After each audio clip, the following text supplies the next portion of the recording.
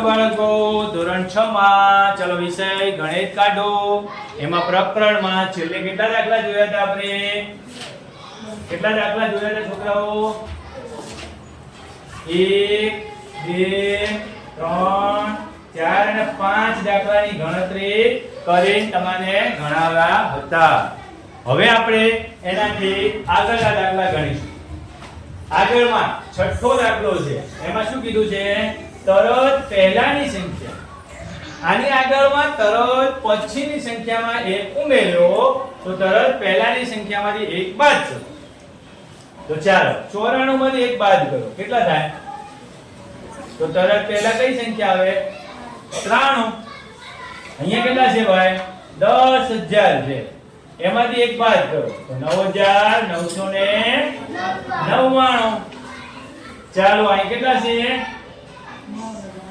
2,08,090 છે ભાઈ તો કેટલા થશે 2,08,089 એક ઓછો કરવાનો છે ચલો આમાં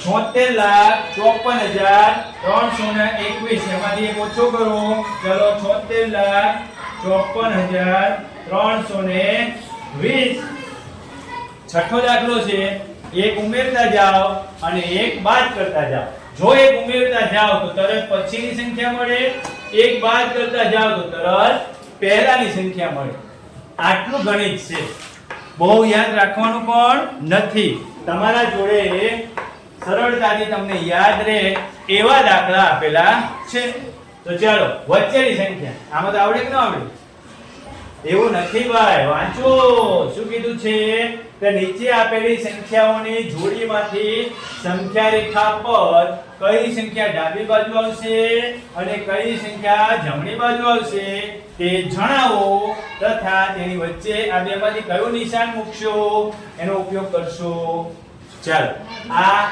ડાબી બાજુ આવે અને આ જમણી બાજુ તો મગરનું મોઢું કઈ બાજુ પૂરું થાય જમણી બાજુ જે સંખ્યા આવે એ કઈ લખવાનું સંખ્યા રેખા પર 530 જમણી બાજુ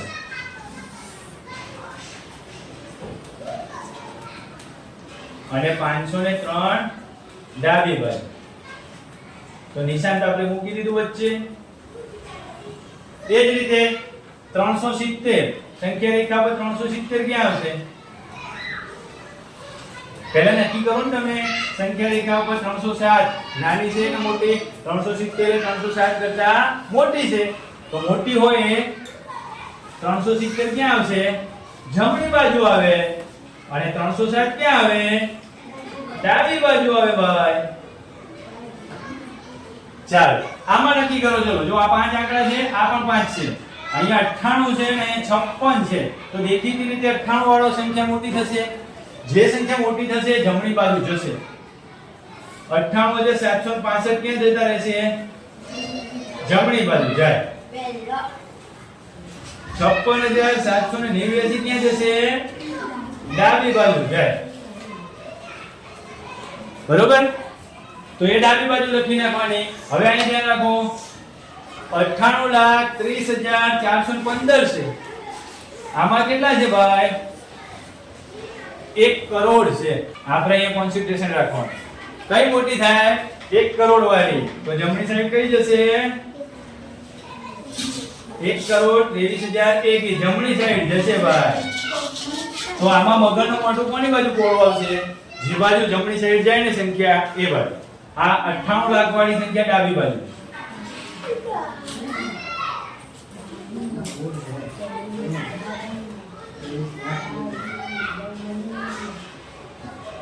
ચાલો આગળનો દાખલો જોઈએ હવે ખાલી 5 મિનિટ બરોબર નીચેની આપેલા વાક્યોમાંથી કયું વાક્ય ખરું અને કયું વાક્ય ખોટું છે એ જણાવવાનો છે તો ચાલો ફટાફટ જણાવી નાખીએ આમાં ક્યાં બહુ મોટી વાત છે શૂન્ય એ સૌથી નાની પ્રાકૃતિક સંખ્યા છે શૂન્ય પ્રાકૃતિક સંખ્યા છે ના શૂન્ય એ પૂર્ણ સંખ્યા 401 સંખ્યા 399 ની પહેલા આવે ભાઈ 400 એ તો પછી આવે યા પણ ખોટું શૂન્ય સૌથી નાની પૂર્ણ સંખ્યા. હા, શૂન્ય સૌથી નાની પૂર્ણ સંખ્યા. ઈ સાચું. 600 એ સંખ્યા 599 પછી આવતી સંખ્યા છે. તો આ પછી જ આવે, પહેલા ન આવે. દરેક પ્રાકૃતિક સંખ્યા પૂર્ણ સંખ્યા છે. તો હા, દરેક પ્રાકૃતિક સંખ્યા પૂર્ણ સંખ્યા છે. દરેક પૂર્ણ સંખ્યા પ્રાકૃતિક સંખ્યા છે. ના ભાઈ, દરેક પૂર્ણ સંખ્યા પ્રાકૃતિક નથી. કેમ? તો કે પ્રાકૃતિક સંખ્યામાં 0 ન આવે. 0 ન આવે. ખાસ ધ્યાન રાખજો. બે અંકોની પૂર્ણ સંખ્યાની પહેલા આવતી સંખ્યા એક અંકની ન હોઈ શકે.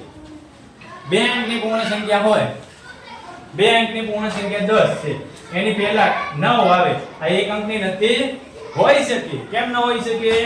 હોઈ શકે એટલે ખોટું. એક એ સૌથી નાની પૂર્ણ સંખ્યા છે. ના ભાઈ, જો 0 ક્યાં જશે? આ 0 ક્યાં જતું રહે? 0 એ સૌથી નાની પૂર્ણ સંખ્યા છે. એક એ સૌથી નાની પૂર્ણ સંખ્યા નથી. પ્રાકૃતિક સંખ્યા એકની પહેલા આવતી કોઈ સંખ્યા નથી. સાચું, કોઈ નથી. કેમ? તો કે પ્રાકૃતિક સંખ્યા એક જ સૌથી નાની છે, એની પહેલા કોઈ આવતી નથી.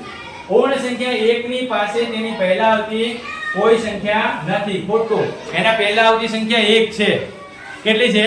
1 છે. કઈ? 0. કઈ સંખ્યા છે? 0. તમારે આ લખવાની જરૂર નથી. પૂર્ણ સંખ્યા 13 એ સંખ્યાઓના 11 અને 12 ની વચ્ચે આવે. હા, તો 11 અને 12 ની વચ્ચે જ આવે ને ભાઈ. 11 12 આ 13. હવે 11 અને 12 ની વચ્ચે ના આવે એટલે ખોટું. પૂર્ણ સંખ્યા 0 પાસે તેના પહેલા આવતી સંખ્યા કોઈ સંખ્યા નથી. તો સાચું, કોઈ સંખ્યા નથી. કેમ? તો 0 જ છે છેલ્લી. બે અંકોની સંખ્યા પછી આવતી સંખ્યા હંમેશા બે અંકની જ હોય.